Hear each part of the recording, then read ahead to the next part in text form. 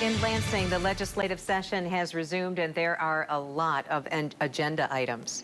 One hot topic today was energy and climate legislation. But as political reporter Rick Albin tells us, how much gets done may well depend on just how long the lawmakers stay in session.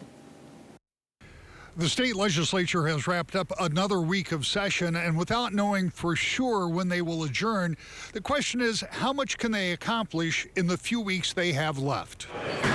In the Senate, Democrats are optimistic they can get some big agenda items passed, even if, as some believe, the legislature is likely to leave Lansing well before their scheduled December end date. How much can you get done in these next 7-8 weeks? I think that's a good amount of time to accomplish a lot on the agenda. We can move fast when we need to, and the devil is always in the details of some of these things getting worked out. But you see a lot of the bill packages getting teed up and ready to move. Even in my committee, Energy and Environment, we're working on trying to hit those clean energy goals the governor laid out in her agenda. We have a hearing just today, coming up this afternoon, in fact, on our climate bills and the clean energy future plan that we put forth. We're still having a lot of conversations about the details in those bills. I think they are a little split. And those details that both senators mentioned are what bother Republican Representative Pauline Wenzel, who is the minority vice chair of Energy in the House. There are two sets of bills out there. The Senate has their package, the House has theirs.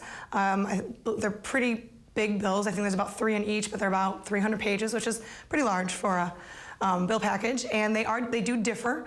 Both are really bad.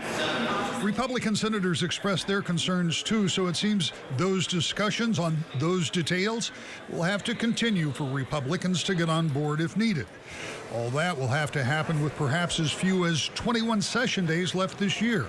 Speculation about early adjournment here in Lansing has been going around ever since the bill that would move the presidential primary forward did not get immediate effect.